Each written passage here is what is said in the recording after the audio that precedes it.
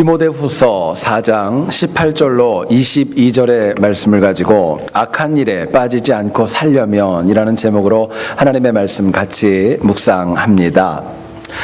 악한 마귀가 신앙인을 미혹하는 네 가지의 유형이 있다고 합니다. 첫 번째 유형은 다윗 유형입니다. 이렇게 속삭인답니다.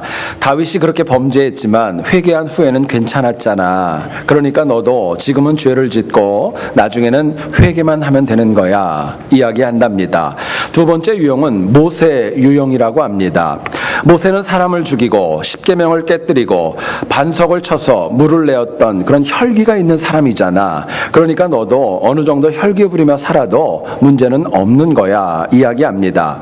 세 번째 유형은요, 베드로 유형이라고 합니다. 베드로는 겟세마네 동산에서 잠이 들었고 주님을 3번이나 부인하지 않았냐. 너도 나중에 성령을 받고 일하면 되니까 지금은 잠들어도 큰 문제가 없어. 이야기한답니다. 가장 치명적인 것은 마지막으로 바울의 유형입니다. 바울의 유형은 이렇게 속삭인답니다. 오직 믿음으로 구원을 받는다고 하는 건 너 알지? 행위는 상관없어. 너는 이미 천국에 가기로 예정된 사람이니까 어떻게 살아도 그냥 네 마음대로 살면은 문제없어. 이야기를 한답니다. 사람은 누구나가 다 죄인이기 때문에 미혹에 넘어지고 악에 빠져서 살아갈 수 있습니다. 누구도 나는 악에 빠지지 않아, 나는 미혹에 넘어지지 않아 장담할 수 있는 영혼은 아무도 없습니다. 그러나 악에 빠진 영혼은 하나님께서 주신 소명을 온전하게 이룰 수 없다는 것은 자명한 이치입니다. 또 악에 빠지면 인간은 타락하게 되고 범죄하여서 하나님이 궁극적으로 저희들에게 주시는 천국에 가는 것도 역시 막힐 수밖에 없는 어려움이 있는 것입니다. 여러분, 그렇기 때문에 우리는 악이라는 존재에 관하여서 부인하고 외면하는 그런 모습은 바른 것 아닙니다. 오히려 악이 있다는 걸 인정하셔야 되고요. 그리고 악에 빠지지 않는 지혜가 저희들에게 너무나도 절실히 필요한 것입니다. 또한 인간은 죄인이기 때문에 결코 혼자의 힘으로는 악과 미혹을 이길 수 없다는 것도 잊지 말아야 됩니다. 실제로 제가 말씀을 드렸던 4명의 성경의 위대한 인물이 있지요. 다윗과 모세 그리고 베드로와 바울에 이르기까지 모두가 다 한 번 이상은 악한 것에 패하고 넘어졌던 경험이 있는 사람들입니다. 여러분, 실제로 만약에 인간이 내 힘으로 내 자력으로 악을 이길 수 있고 미혹을 이길 수 있다면 어쩌면 예수 그리스도의 십자가의 은혜는 저희들에게 불필요했을지도 모르겠습니다. 여러분, 십자가의 보혈이 필요한 이유가 있습니다. 십자가의 보혈의 은혜는 이 땅에 살아가는 어떤 악과 어떤 미혹보다도 더 강력한 힘을 가지고 있기 때문에 그렇습니다. 오늘 같이 읽은 본문의 내용을 보면 바울 인생의 마지막 부분이었고 또 바울이 썼던 13가지의 서신서 가운데 마지막 서신서인 디모데후서 중에서도 마지막 부분입니다. 바울은 여전히 옥중에 있었지만 하나님을 찬양하였고 주변 동역자들을 살피고 중보하였고요. 또 그들을 향한 마지막 문안도 잊지 않는 그런 모습을 보여줍니다. 그러는 가운데 바울에게 있었던 고민이 있었습니다. 뭐냐면은요, 그런 가운데 행여라도 마지막 부분임에도 불구하고 행여라도 자신이 악에 빠져가지고 넘어지지는 않을까 하는 그런 염려와 두려움이 있었던 것입니다. 여러분, 오늘 본문을 통하여서 바울과 같은 위대한 영혼도 악에 빠질 수 있다면 우리는 더하지 않겠습니까? 우리와 같이 연약한 영혼들이라 할지라도 어떻게 하면 우리가 악을 이기고 미혹을 이기며 살아갈 수 있을까? 악에 빠지지 않을까? 하나님 주는 메시지를 같이 한번 나누어 보기를 소원합니다. 첫 번째로 생각할 것은요, 우리가 오직 하나님만 우리를 악에서 건져준다는 사실을 믿고 살아갈 때, 세상이나 어떤 것이 아니라 하나님만 우리를 악에서 건져내신다는 것을 믿음을 알아야 악에 빠지지 않고 이 땅을 살아갈 수 있다 말씀합니다. 오늘 본문 가운데 18절입니다. 상반절의 짧은 부분을 제가 읽어드립니다. 눈으로 따라와 주시죠. 주께서 나를 모든 악한 일에서 건져내시고 말씀합니다. 주께서 나를 모든 악한 일에서 건져내시고 말씀합니다. 길지 않은 내용이지만은요, 바울의 고백에는 굉장히 많은 의미가 내포되어져 있습니다. 생각해 보시죠. 여기서 바울은 얘기를 합니다. 악에서 건짐을 받아야 될 대상이 나를 공격하고 세상에 있는 그런 영혼들이 아니라 바로 나 자신이라는 것을 바울은 인정합니다. 그것도 일부가 아니라 바울처럼 위대한 사도가 자신이 모든 악으로부터 구원을 받아야 된다는 것, 그거 고백하고 있습니다.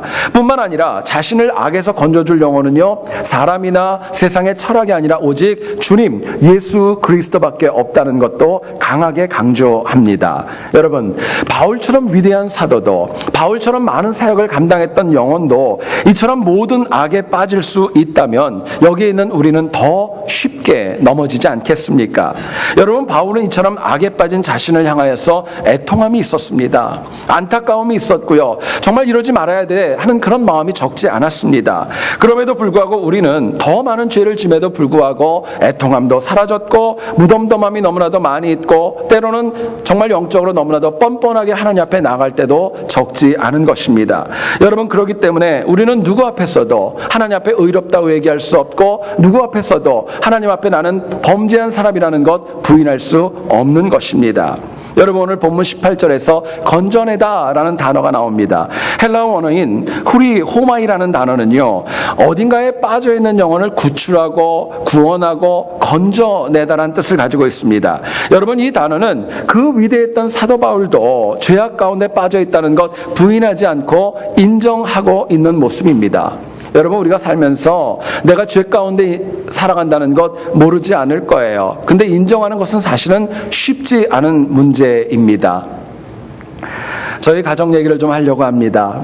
지난 주일 저녁이었습니다. 오래간만에 가족들하고 같이 저녁을 먹고 이제 저희 아들하고 이제 같이 TV를 보다가 저희 아이가 갑자기 눈에 안 보였습니다. 어디 갔나 보니까 저 구석에 가가지고 엄마 아이패드를 가지고 열심히 만화를 보고 있었어요. 그래가지고 제가 너무 오래 보니까 아이를 불렀습니다. 그리고 앞에 이렇게 앉혀놓고 나서 제가 좀 엉뚱한 질문을 저희 아이에게 했습니다. 뭐라고 물었냐면요, 너는 아빠하고 아이패드하고 뭐가 더 좋니? 좀 엉뚱하죠. 그 질문을 제가 물어봤어요. 그랬더니 여러분, 제가 어떤 답을 기다렸겠습니까? 그래도 아빠가 좋아요. 그 대답을 기다리지 않았겠어요. 근데 아이가 무릎을 딱 꿇고 앉아가지고 제 앞에서 갑자기 눈물이 쫙 흐르는 거예요. 근데 저한테 얘기하더라고요. 아빠 죄송해요. 아빠 죄송해요 그러더라고요. 여러분, 무슨 의미예요? 나는 아빠보다 아이패드가 좋다는 거예요. 아무리 애지만은요, 자기가 아이패드도 좋아한다는 거 인정하는 거 보면서요, 한편으로는 정직하다 생각도 들었지만 한편으로는 참 마음이 안타까웠던 기억이 있습니다. 그래서 제가 아이한테 그랬어요. 너는 아이패드가 더 좋지만 나는 네가 아이패드보다 100배, 1000배, 10,000배는 더 좋아. 이야기를 했어요. 아이가 그게 좀 고마웠나 봐요. 다시 저한테 오더니 저를 꼭 안고 얘기하더라고요. 아빠 고마워요. 아빠 고마워요. 그러고 얘기를 하더라고요. 여러분, 생각해 보세요. 죄인인 인간은 오직 하나님만 나를 악에서 구해 주실 분임을 알고 살아가는 것입니다. 나를 죄에서 구원할 분은 하나님밖에 없다는 걸 믿고 살아가는 거, 그게 신앙생활입니다. 자, 그렇다면 오직 하나님만 악에서 건져내심을 알기 때문에 우리가 어떻게 살아야 될까요? 하나님만 우리를 악에서 구원하신다는데 우리가 어떻게 살아야 마땅할까 묻게 됩니다. 본문은 저희들에게 이렇게 얘기를 합니다. 지금이라는 이 시간에 하나님의 은혜로 살아가라 말씀합니다. 22절 한번 보시죠. 나는 주께서 내 심령에 함께 계시기를 바라노니 은혜가 너희와 함께 있을지어다 말씀합니다. 여러분, 22절을 보면은요, 헬라어 원어를 보면 모든 시제가 다 현재형으로 되어져 있습니다. 이 말은 무슨 말이냐? 신앙인은 누구나 하나님과 함께 해야 되는 것을 알지만 문제는 지금 이 시간에, 바로 지금 이 시간에 내가 하나님과 함께 해야 된다는 것입니다. 지금 하나님과 내가 함께 할 때에 비로소 과거에 내가 지었던 죄들이 회개를 통해 용서받을 수 있고, 지금 내가 하나님과 함께 해야만이 미래의 은혜도 내가 놓치지 않고 받을 수 있기 때문에 그렇습니다. 여러분, 신앙인은 누구나가 다 잘 아는 사실이 있어요. 나에게는 하나님의 은혜가 있다고 얘기를 합니다. 그리고 그 은혜로 살아야 된다는 것도 모르지 않습니다. 은혜가 소중하다는 거 여러분들 가운데 모르는 분이 어디 있겠어요? 문제는 그렇다면 바로 지금 내가 그 하나님의 은혜를 받고 누리며 살아가고 있는가, 이거 확인하셔야 될 질문입니다. 여러분, 내 인생의 깊이, 내 신앙의 깊이는 다른 것으로 결정되는 거 아닙니다. 내가 지금 이 시간에 하나님을 향하여 어떤 은혜를 받고 어떤 믿음으로 살아가는가에 따라서 하나님 주시는 능력과 권능이 달라지는 것입니다. 굉장히 중요한 질문이지요. 과거에 아무리 내가 선하고 어려웠어도 지금 하나님의 은혜 못 받으면은요, 천국의 백성 쉽지 않은 것입니다. 그러나 과거가 아무리 패역하고 넘어지고 그릇된 것이 있다 할지라도 지금 하나님의 은혜가 있고 하나님을 믿는 믿음이 있다면 하나님 우리를 악에서 건져주시고 선한 백성으로 이끌어 주시는 것입니다. 여러분, 예수님의 공생의 시간에 가장 사람 취급을 못 받았던 그 사회적 부류를 꼽으라면은 세리들입니다. 그런데 예수님 주변에는 참 유명한 세리가 두 명이 있었죠. 하나는 마태가 있었고 하나는 삭개오가 있었습니다. 여러분, 삭개오의 이야기를 잘 아실 겁니다. 삭개오가 주님 앞에 섰을 때 그 죄인이 아브라함의 자손이라고 인정을 받았습니다. 생각해 보시면은요, 삭개오가 과거에 너무너무 잘했고 의로웠기 때문에 그 앞에서 주님 앞에 하나님 백성으로 인정받은 거 아닙니다. 과거에는요, 여리고 지역의 세리장이었었고 어쩌면 정말로 악한 일만을 골라서 했었던 그런 사람이었습니다. 그런데 예수님을 만난 다음에 지금이라는 이 시간, 지금 예수님 앞에 앉아있는 그 지금이라는 그 시간에 자신의 죄를 철저하게 자복하고 회개하는 모습을 보여줍니다. 지금 하나님이신 예수님 앞에 내가 이렇게 하겠습니다, 내가 이렇게 헌신할게요 고백하는 것 주님이 받아주셨던 거예요. 여러분, 일반적으로요, 사람은 사람을 속일 수 있는 것입니다. 내가 연기해서 누군가를 속일 수 있어요. 그런데 하나님은 속일 수 없는 것입니다. 여러분, 근데 예수님께서 보시니까 삭개오가 바로 앞에서 눈물을 흘리면서 어쩌면 정말 간절하게 얘기했던 그 내용들이 가식이 아니라 진짜라는 거 주님이 인정하셨던 것입니다. 그렇기 때문에 삭개오를 지금이라는 그 시간에 그 영혼을 악에서 구원해내셨고 구원받은 백성으로 인정해 주셨던 것입니다. 여러분, 핵심은요, 과거와 미래가 아닙니다. 바로 지금입니다. 바로 지금 이 예배드리는 이 시간에 내 신앙이 어떻고 내가 지금 이 시간에 하나님을 향하는 믿음이 어떤가, 이게 참으로 중요한 질문입니다. 과거에 내가 너무너무 오래 믿었고 직분이 있고 뭔가의 은사가 있고, 여러분, 그거 중요한 거 아닙니다. 지금 내가 하나님을 어떻게 믿고 어떻게 바라보는가, 여기에 따라서 악에서 건져냄을 받느냐 악에 빠져 살아가느냐가 결정되어지는 것입니다. 과거에는 내가 주님을 몰랐지만 지금 주님을 내가 영접하고 지금 내 믿음이 뜨거우면은요, 하나님 내 믿음을 기쁨으로 흠양하시는 겁니다. 제가 여러분들에게 질문을 드릴게요. 속으로 한번 답변해 보세요. 지금 여러분은 믿음 가운데 은혜 받으며 살아가고 있습니까? 지금 하나님의 은혜 받고 말씀 가운데 살아가고 있습니까? 만약에 지금 예수 그리스도께서 이 땅 위에 재림하신다면, 지금 이 시간에 만약에 주님이 재림하신다면 자신 있게 내놓을 수 있는 내 믿음과 은혜가 여러분들에게는 있습니까? 물어보셔야 되겠죠. 실제로 여러분 생각해 보세요. 예수 그리스도의 재림은 인류 역사 가운데 두 번 일어나는 거 아닙니다. 한 번밖에 없어요. 어떻게 하실 거예요? 이제 지금 내 믿음이 연약하면은요, 회복하셔야 되겠죠. 내가 지금 하나님 앞에 뜨거운 믿음이 있다면 그거 끝까지 잃지 않고 가는 열정과 헌신이 저희들에게 필요한 것입니다. 여러분, 지금이 중요한 거예요. 지금 내가 어떤 믿음을 가지는가, 이게 하나님 기쁘게 흠양하는 믿음의 귀한 요소가 될 수 있는 것입니다. 지난 11월 24일 월요일이었습니다. 저희 교회 한 권사님께서 저에게 전화를 하셨습니다. 갑자기 얘기를 하더라고요. 오늘 밤에 어떤 분을 신방을 할 수 있냐고. 그날따라 일정은 없었습니다. 그래서 누구냐고 물어봤더니요, 한 분이 지금 굉장히 암과 하반신 마비로 인하여서 힘들고 어려운 시간을 보내고 있는데 임종 예배를 드려 달라는 것입니다. 저희 교회 가족이 아닙니다. 그 밤에 어떤 두 분이 오셔가지고 저를 라이드를 해가지고 그분 아픈 분의 집에 가게 되었습니다. 가면서 물어봤어요. 골수암이 있었고 척추 수술을 받았는데 하반신 마비가 되어져가지고 의사가 더 이상 손을 쓸 수가 없으니까 6개월이 지나면은 이 땅의 삶을 다 한다는 것입니다. 그 이야기를 듣고 참 한편으로는 막연했고 가서 어떻게 예배를 인도해야 되나 마음속에 두려움도 없지 않아 있었습니다. 가서 보니까 정말 이렇게 누워있는 모습이 너무나도 쉽지 않았고 아픈 기색이 정말 너무나도 역력했습니다. 가족들이 이렇게 손을 만져주고 또 이렇게 쓰다듬어주고 그것도 귀찮아하는 거예요. 자꾸 만지지 말라고 그러고 아프다고 그러고 표정이 일그러지고 그런 가운데 있었습니다.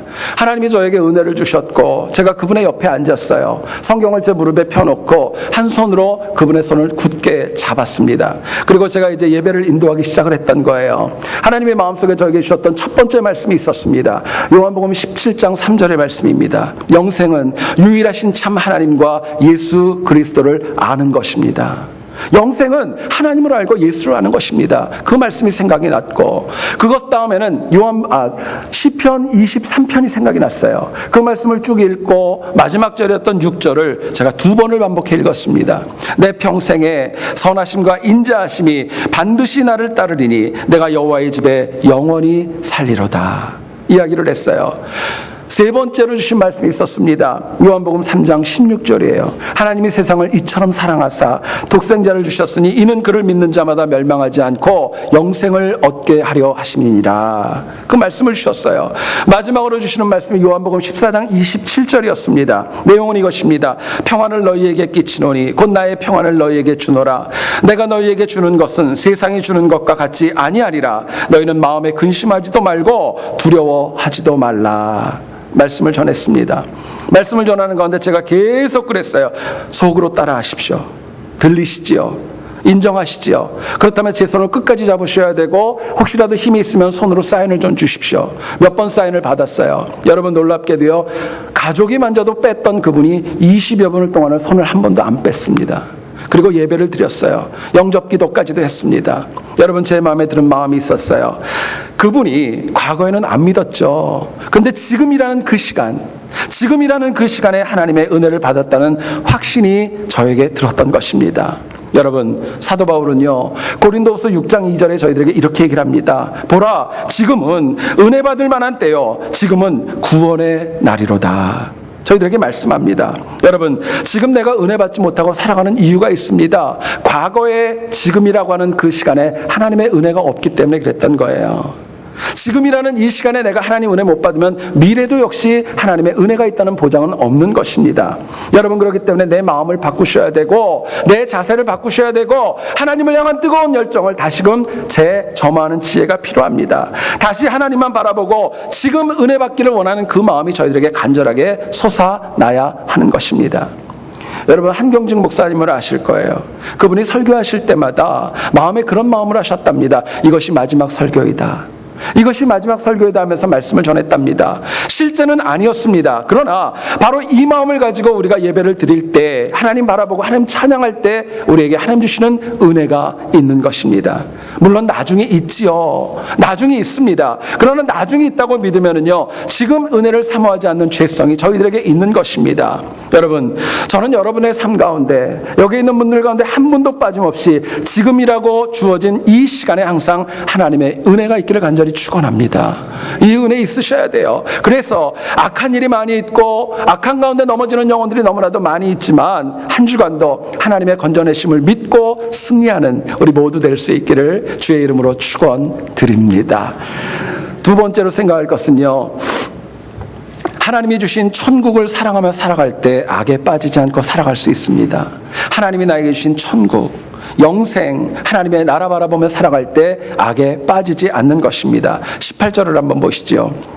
주께서 나를 모든 악한 일에서 건져내시고 또 그의 천국에 들어가도록 구원하시리니 그에게 영광이 세세 무궁토록 있을지어다. 아멘. 말씀합니다. 바울은요, 그의 천국으로 들어가도록 구원하시리니 라고 이야기합니다. 여러분, 천국은요, 누구의 것도 아닙니다. 그의 천국입니다. 하나님이 속해 있는, 하나님이 계시는 곳이 천국이라는 거예요. 세상에 많은 사람들이 가지고 있는 착각이 있습니다. 과학을 통한 천국을 생각합니다. 인간관계가 아름다우면 천국이라고 여깁니다. 물질을 통한 천국이 있다고 착각하며 살아갑니다. 그러나 이 모든 것이 편리할지는 모르겠지만은요, 사실은 진짜가 아닌 가짜라는 거예요. 여러분, 진짜 천국은요, 하나님이 계신 곳이 진짜 천국입니다. 내가 어렵고 내가 힘들어도 내 마음에 하나님이 계시다면요, 그건 천국인 거예요. 내가 하나님 나라에 갔을 때도 그곳이 좋기 때문에 천국이 아니라 하나님이 계시기 때문에 천국이 되는 것을 저희들에게 말씀하는 것입니다. 여러분, 우리가 악에 빠지지 않으려면요, 이처럼 하나님께서 허락하신 천국을 사모하며 살아가야 마땅한 것입니다. 여러분, 천국을 사모한다는 것은요, 이 땅의 삶은 그냥 대충 살고 천국만 바라보고 하나님만 바라보고 그렇게 살라는 거 아닙니다. 이 땅 가운데 내게 주신 은혜 바르게 잘 감당하고 나아갈 때 비로소 그 결과가 천국으로 하나님이 선물로 주시기 때문에 그렇습니다. 여러분, 생각해보면 악이라는 것은요, 미혹이라는 것은요, 하나님의 나라와 결코 병행되어질 수 없고 같은 자리에 있을 수 없기 때문에 그렇습니다. 자, 그렇다면 이 패역한 세상에서 천국을 사모하며 악에서 건짐받고 살려면 어떻게 해야 될까요? 천국을 사모하는 삶, 악으로부터 이기기 위해서 뭐가 필요한가 묻게 됩니다. 본문은 저희들에게 이렇게 얘기를 합니다. 항상 감사의 조건을 찾으며 살아갈 때, 나에게 주신 은혜가 있고 그럼에도 불구하고 감사의 조건을 찾아 나갈 때 우리가 악에 빠지지 않고 천국을 사모하며 살아갈 수 있다고 도전합니다. 19절을 한번 여러분 보세요. 19절을 보면 이렇게 얘기합니다. 브리스가와 아굴라와 및 오네시보로의 집에 문안하라 말씀하지요. 여러분, 바울은 옥중에 있었습니다. 인생의 막바지였어요. 기억나는 사람이 참 많이 있었겠죠. 근데 그 가운데 3명을 얘기를 합니다. 브리스가와 아굴라 부부를 얘기를 하고 오네시보로라고 하는 사람을 언급합니다. 이유가 있습니다. 이 3명의 영혼을 생각해 보니까 바울이 어렵고 힘들고 눈물 날 때마다 언제나 변함없이 도와줬습니다. 믿어줬습니다. 격려하여 주었고요, 위로해 주었기 때문에 그 마음에 감사가 있었던 것입니다. 로마서를 보더라도요, 로마서 16장 3절로 4절에 바울이 이렇게 이야기합니다. 너희는 그리스도 예수 안에서 나의 동역자들인 브리스가와 아굴라에게 문안하라. 그들은 내 목숨을 위하여 자기들의 목까지도 내놓았나니 나뿐 아니라 이방인의 모든 교회도 그들에게 감사하느니라 이야기하고 있습니다. 여러분, 바울은요, 이방인까지도, 하나님을 모르는 영혼들까지도 브리스가와 아굴라 부부에 감사하기 때문에 생각하면 생각할수록 그 부부에게 고맙고 감사한 은혜가 적지 않다고 고백하는 것입니다. 여러분, 바울은요, 오늘 본문의 상황을 보면은 쉽지 않았어요. 건강도 좋지 않았고요, 보고 싶은 사람도 있었는데 자유롭지 못하지 않았습니까? 그런데 그 머릿속에는요, 자신을 힘들게 하고 아프게 했던 영혼들도 분명히 있었을 거예요. 디모데후서를 저희들이 읽어보면 계속 묵상해 왔지만은요, 바울의 마음에 들지 않아서 성경에 자신을 괴롭힌 영혼들의 이름까지도 바울이 공개할 정도로 마음은 아팠습니다. 그런데 마지막 부분에 되니까 바울은 삶의 마지막에 감사한 사람들을 다시금 언급하고 그들의 은혜를 생각하는 지혜를 보여줍니다. 여러분, 이유가 있어요. 바울이 하나님의 은혜를 먼저 찾았고 감사를 먼저 찾았기 때문이었습니다. 여러분, 감사는요, 계수하는 영혼이 악에 빠지지 않고 천국까지 이룰 수 있는 하나님의 은혜입니다. 감사는 내 결단으로 되는 거 아닙니다. 배워서 되는 것도 아닙니다. 이것은 성령의 은사입니다. 하나님이 우리들의 마음에 감동을 주셔야지 내가 감사할 수 있지 혼자 할 수 있는 것이 아니기 때문에 그렇습니다. 여러분, 그렇기 때문에 신앙인이 정말 악에 빠지지 않으려면요, 불평보다는 그럼에도 불구하고 하나님 주시는 감사의 조건을 찾는 지혜가 필요한 것입니다. 여러분, 감사는 그냥 주어지는 거 아닙니다. 기억에서 주어지는 것도 아니에요. 하나님께서 우리들에게 주시는 거기 때문에 찾아야 가질 수 있는 것입니다. 찾고 찾아야 감사의 조건이 내 마음에 들어오는 것입니다. 여러분, 감사의 특징이 있어요. 하나를 찾으면은요, 2개가 됩니다. 2개를 찾으면은요, 4개가 되고요, 8개가 되고요, 계속적으로 커가는 그런 감사의 능력이 있는 것입니다. 여러분, 문제는 지금 내가 감사하며 살아가는가 아니면 어쩔 수 없이 살아가는가에 따라서 내가 악에 빠질 수도 있고 악을 이길 수도 있는 것입니다. 여러분, 지금 감사하는 영혼, 힘들죠. 어렵지만 지금 감사하는 영혼이 결국에는 하나님 열어 가신 천국으로 가는 길을 하나님이 힘있게 열어 가시는 것입니다. 그렇기 때문에 지금 이 시간도 내가 가능한 한 할 수 있는 대로 감사의 조건을 찾는 지혜와 권능이 저희들에게 필요합니다. 이유가 있다면요, 여러분, 천국은 억지로 가는 거 아닙니다. 거짓으로 가는 것도 아닙니다. 꾸민 외식으로 살아온 사람이 갈 수 있는 것도 아닙니다. 결국 우리가 정말 천국을 사모한다면요, 더 큰 감사의 영적인 용량을 키우는 지혜가 필요합니다. 감사를 찾으면요, 더 많아지고요, 더 악에 빠지지 않고 힘있게 나아가는 것입니다. 지난주에 어떤 책을 보다가 참 흥미로운 것이 있어서 여러분들에게 소개합니다. 사람이 기르는 관상어, 어류 가운데 코이라고 하는 잉어가 있답니다. 이 코이가 굉장히 특이한데요. 이 코이라는 잉어를 아주 작은 어항에 넣어 놓으면은 이 잉어는 불과 5cm에서 8cm까지만 자란답니다. 그런데요, 이 코이를 만약에 좀 더 커다란 수족관이나 연못에 넣어 놓으면은요, 15cm에서 20cm까지도 자란대요.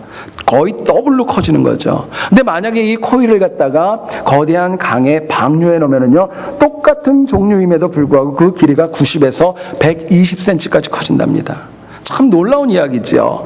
같은 어종이지만은요, 어디에서 넣어서 키우느냐에 따라서 달라지는 것입니다. 어항에 넣어놓으면은요, 피렘이 되는 거예요. 근데 큰 강에 방류해 놓으면은요, 대어가 되는 것을 저희들에게 말씀합니다.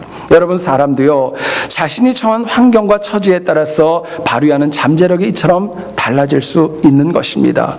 일반적으로 사람은요, 각자가 하나님께 받은 에너지와 능력의 20%, 25%가량을 사용하는 것이 보통이라고 이야기합니다.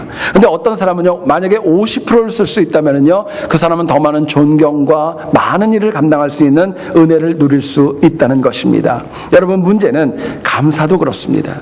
감사도 마치 코이와 같이 인간이 가진 능력을 얼마든지 변화시킬 수 있는 힘과 원천이 있는 것입니다.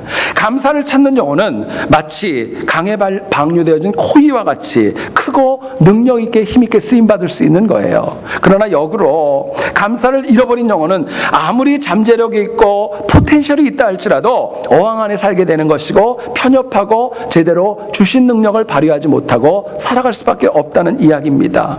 여러분, 하나님의 나라인 천국은 감사를 더 많이 찾는 영혼만이 갈 수 있는 하나님의 은혜입니다.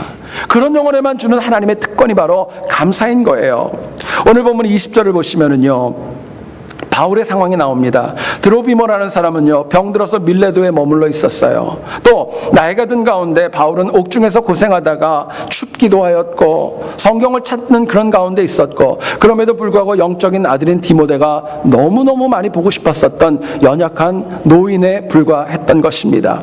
외적으로 보면 바울은 이처럼 부정적인 요소들이 적지 않았지만 그럼에도 불구하고 감사의 조건을 찾고 또 찾는 성숙이 그에게 있었던 것입니다. 여러분, 이처럼 삶의 다양한 정황에서도 감사하는 영혼만이 결국 천국을 바라볼 수 있고 악에 빠지지 않고 살아갈 수 있는 것입니다.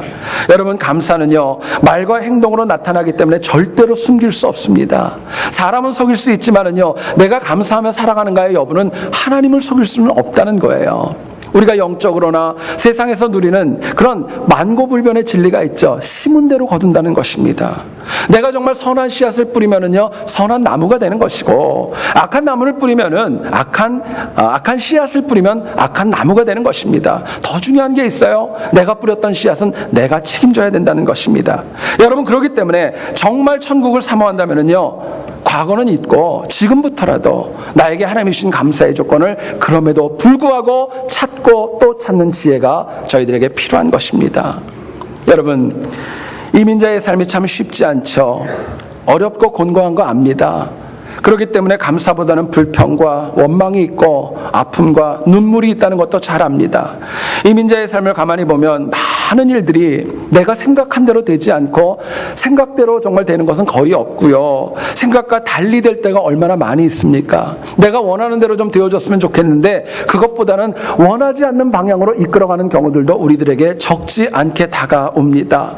때로는 힘써도 안 됩니다. 희망이 보이지 않는 어두운 터널을 지날 때도 우리들의 인생에는 있을 수 있는 거예요. 그런데 그럼에도 불구하고 내가 하나님을 향한 감사를 찾고 찾을 때, 감사로 내가 재무장되어질 때 감사는요, 더 많이 발생되어지고 천국에 대한 소망과 악을 이기는 능력으로 하나님이 우리들의 삶을 바꾸어 주시는 것입니다. 여러분, 내가 지금 얼마나 감사하는가, 내가 지금 얼마나 감사하는가는요, 작은 영향력이 있는 거 아닙니다. 엄청나게 큰 영향력이 있어요. 내 인생을 바꿔줍니다. 내 가족을 바꿔줘요. 교회를 바꿔줍니다. 내가 속한 직장과 내가 속한 사회 공동체를 바꾸는 능력이 내가 감사를 찾고 찾을 때 바꿀 수 있는 은혜를 누릴 수 있는 것입니다. 여러분, 저는 바라는 게 있습니다. 감사가 이렇게 귀하기 때문에 너무너무 귀하기 때문에 저는 다른 누구가 아니라 여러분들 각자가 그 감사의 주인공이 되기를 간절히 소원합니다.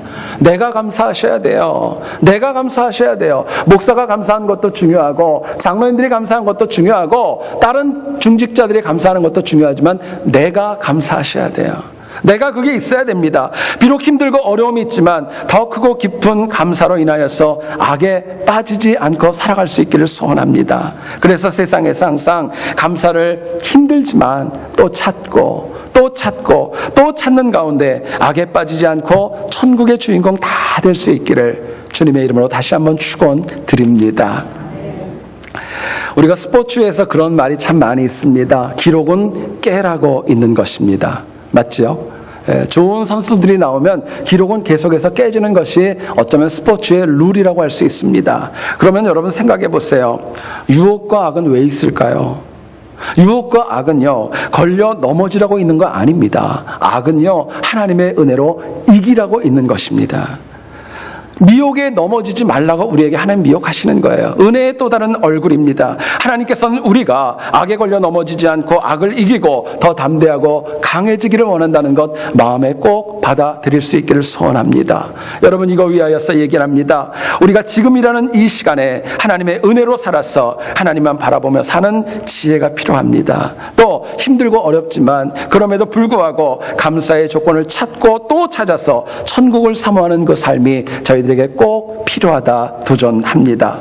그래서 비록 세상에 악이 너무너무 많이 있지만 악에 빠지는 것이 아니라 악을 이기고 승리하는 우리 교회와 우리 모두 될 수 있기를 다시 한번 주의 이름으로 축원드립니다. 기도하겠습니다.